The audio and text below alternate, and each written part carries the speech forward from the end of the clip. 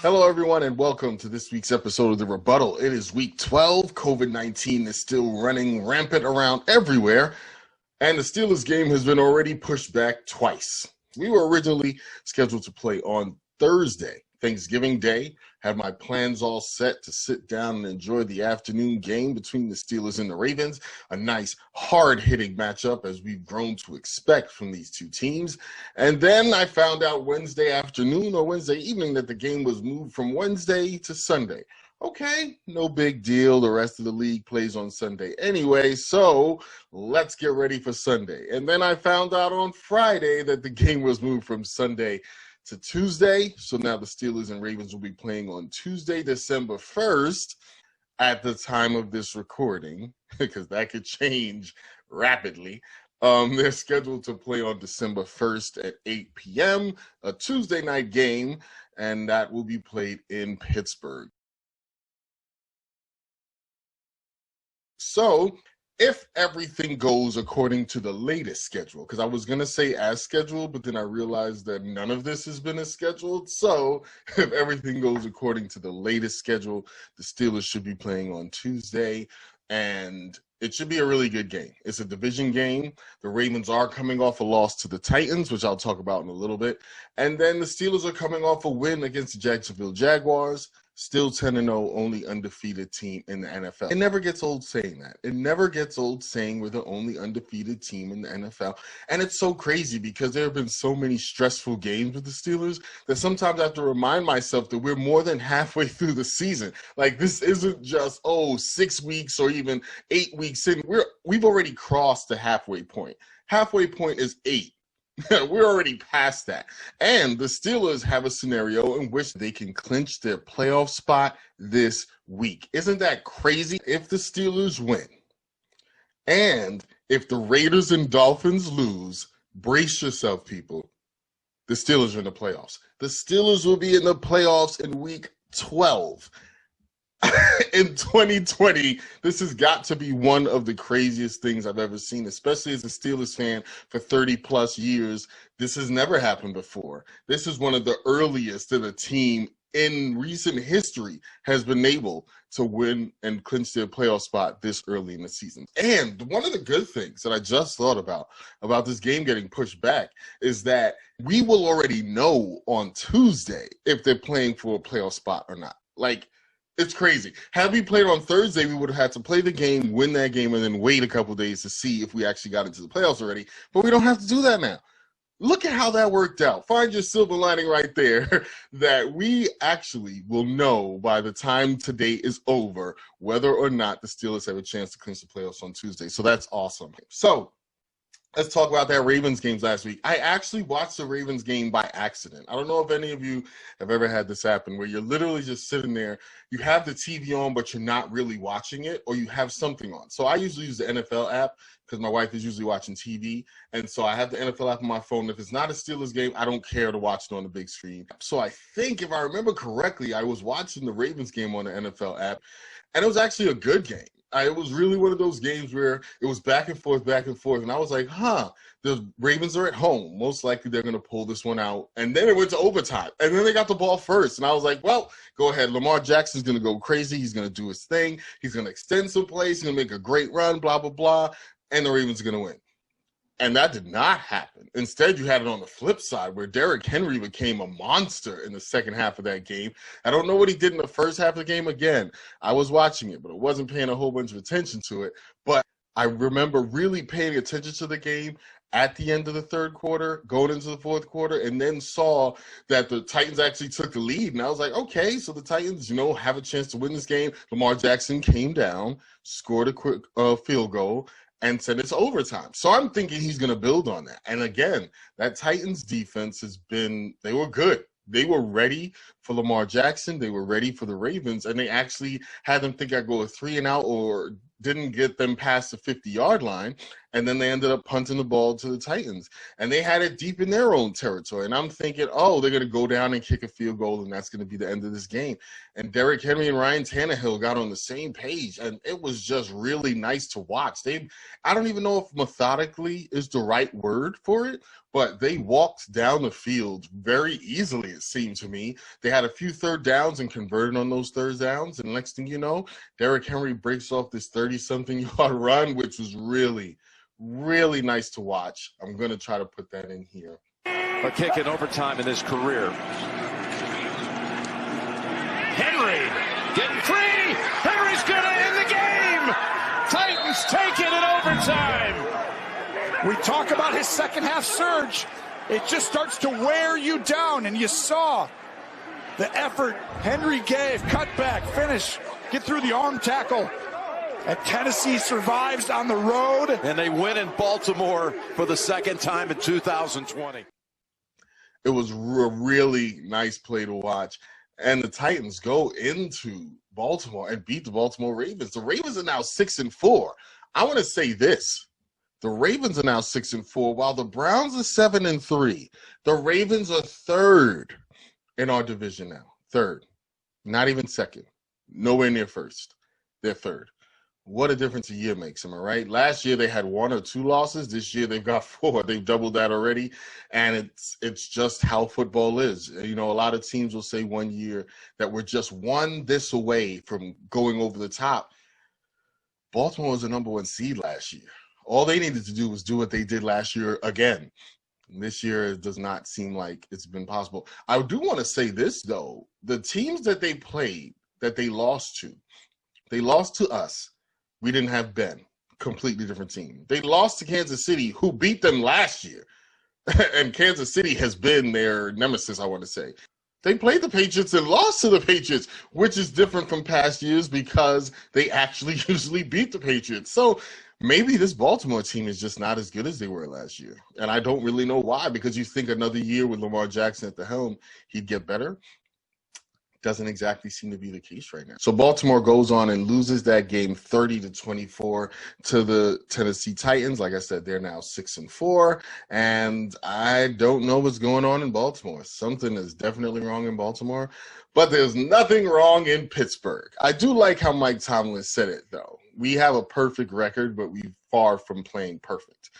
There's something we're taking away from every game that we need to get better at. And that's one of the things that actually makes me feel really good right now, because as you're looking at it, the Steelers have not played perfect football, but they've played well enough to win the games they've won, which is all of them. Just want to make sure we have that clear.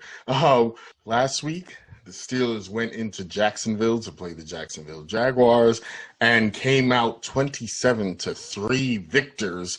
And it was really a close game, longer than it should have been. My guest last week, Carlton, said it. If that Jacksonville defense that showed up the week before against the Packers shows up this week, it was going to be a very tough game for the Steelers. And in the first half, it was. Because if you couple that with the fact, as I mentioned last week, that the Steelers have slow starts. We start slow all the time. And if a team is able to get out on us, it makes it a lot more difficult for us to do what we have to do. If you look at the Cowboys game, that's exactly what happened. But this game, the Jaguars jumped out to a 3-0 lead, if you can call that a jumping out. They got a 3-0 lead on us, but the game was never really close after that. Ben Roethlisberger, 267 yards, 2 touchdowns, 1 pick. James Conner, and I have to say this because I've been saying for a few weeks that we can't run the ball, and the Steelers did a much better job of running the ball this week. James Conner, 13 rushes for 89 yards, an average of 6.8 yards per carry, which is amazing. They finished with 106 yards rushing as a team, which is the highest we've had over the last 4 weeks. Great job on the Steelers offense. And then going over to that defense that only gave up 3 points. Part of that was because there were a lot of drives where the Jaguars were moving the ball that ended in interceptions. We had 4 interceptions, 2 by Mika Fitzpatrick, 2 by Terrell Edmonds. Just, you can't win if you turn the ball over. That's what we have not been doing, and we've been winning. Other teams have been doing it. Jacksonville does not win this game. 2 more sacks for the Steelers. I don't think we're leading the league anymore, but we're still very close to the top. And again, This has been a really good game. So shout out to the Steelers. Shout out to that running game, James Conner, who I've said has not done anything. I don't know what they did last week after their other game against Cincinnati, but this week was a much better showing, 100 yards again. Congratulations to them. And then that brings us to this week. If we ever play this game against the Ravens, what do I think the Ravens need to do to beat us? They have to run the ball, and I don't know how you do that with, I think, just Gus Edwards and RG3. Or is he still RG3? He might just be Robert Griffin III at this point. I don't know. I don't know how you do that. I'm sure Coach Harbaugh is going to figure out a way to get that running game going. They have to, because if you ask Robert Griffin III to just stand back there and throw the ball, our pass rushers are going to have a field day. And I get it. He was a mobile quarterback. I don't know how mobile he is right now, but I know he is no Lamar Jackson. And that is why the Ravens' offense was so good, because at any moment, Lamar Jackson could pull the ball down and take off. I don't know if Robert Griffin III is that same dual threat. I really don't know. He could be. And I don't want us to sleep on him. But if the Ravens want to have a chance, they've got to control the clock. They've got to possess the ball. And they cannot let our offense get going. And a lot of their players on defense, I haven't heard that many of their defensive players have been affected by the COVID-19 that's been going around their building. So maybe their defense is 100% ready. Their defense seemed ready for us last time. It wasn't until their offense turned over the ball that the Steelers were able to win that game. So if their defense shows up and they possess the ball, I don't know how. It could be a lot of short passes too. That might work too. They do have Des Bryant, who seemed to be looking okay. You know, he hasn't played full-speed NFL football in a while, but he looked okay. He had a few good catches, and they did try to go to him towards, the end of that game against the Titans, and it seemed to work. So, the Ravens offense, they're still an NFL team. They still have to scheme. Just look at these as regular injuries and scheme and do what you have to do. And we'll see what happens with that. But if the Steelers want to win, we cannot overlook the Ravens. And I don't think we will. That's one thing we have not been doing this season, is not looking past teams. We're definitely not going to look past the Ravens. Even if they're missing 3 of their starters, even if they're missing offensive linemen, even if Calais Campbell is out, even with all of that stuff, it's still a rivalry game. It's still a division game. It's still why I'm wearing my jersey, and they cannot look past them. And we've got to run the ball. I did like that in the game against Jacksonville. There was a 4th and 1, and we ran on it, and Connor got like 12 yards. He cut to one side, saw it wasn't there, cut back to the other side, and it was completely open, and he was gone for like at least 10-plus yards. There was another one where we got a 1st and goal. We turned around, we handed it off to our running back, and it wasn't Connor. It was Snell. We handed it off to Snell. He ran it in for a touchdown. The reason why these are so big, these are 1-yard runs that we weren't getting in the other weeks. And if we can build on that, we could have had this 2-yard run against the Ravens, and it wouldn't have been that close. We could have ran out the clock and called it a day. This time we were able to run the ball a lot better.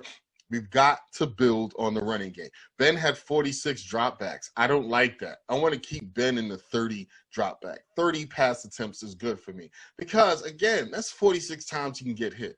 And Ben has not been sacked, partially because our offensive line is really good at pass blocking, partially because no one on that Steelers team wants Ben to get hurt, and partially because he gets the ball out so quickly. So those are things that are working. Yes, let's keep doing that. But at the same time, if we can get 20 rushes or more, let's do that too. Let's go ahead and get those rushes. Let's go ahead and win this game running the ball, and let's go ahead and handle our business and go 11-0 and have a chance to be in the playoffs. I need Kansas City to lose. I love Kansas City. I need them to lose. I mean, seriously, Pat Mahomes, Andy Reid, that team over there, they're great. I need y'all to lose 2 games. 2 or 3 games would be great. If you want to lose 3 games, go 13-3. That's awesome. Because all we need to do at that point is get to 14 wins, and we can rest people. That's all I want. I don't care about going undefeated. I'm going to go on the record and say this. I do not care about going undefeated. I care about being fresh going into the playoffs. We've already had our schedule all turned upside down. We're losing time that we normally would have had. I would love to give some guys some time at the end of the season. May not everyone, but give some guys some time at the end of the season. give them a chance to just rest and get ready for the playoffs. And if we can get to 14 and have a first-round bye, that's an extra week of rest that we absolutely need.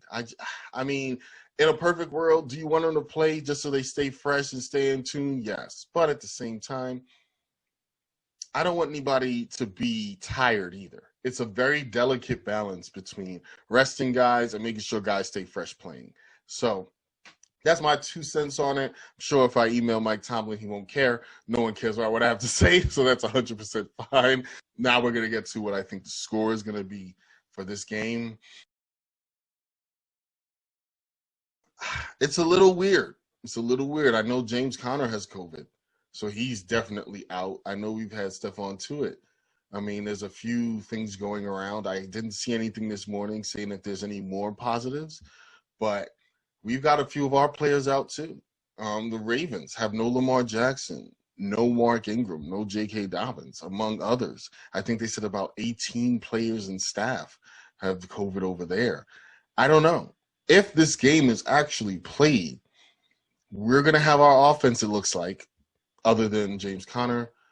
And the Steelers and the Ravens are not going to have their number ones on offense. They're looking at their third and maybe fourth running back and their second-string quarterback, which is not as bad as Denver, which has lost all of their starting quarterbacks. They literally have a wide receiver playing quarterback today. They should just phone that game in. But don't want to overlook the Ravens. Still a division game. People get up for games like this. This is somebody's chance to show out. This is somebody who's been overlooked, this is some player who is looking for their shot to make a name for themselves in a game like this. This is where you make your name. If you are deep on a depth chart and now you get a chance to start or a chance to play, you're going to show out. And so I don't want to overlook that. So I'm still going to say 27-17 is the score. I see the Steelers starting a little bit slow, like we usually do. I do see the defense maybe not being as crisp because the starters aren't there, but eventually buttoning down and locking things up. Maybe forcing a few turnovers or a bunch of punts. But I do see 17-27.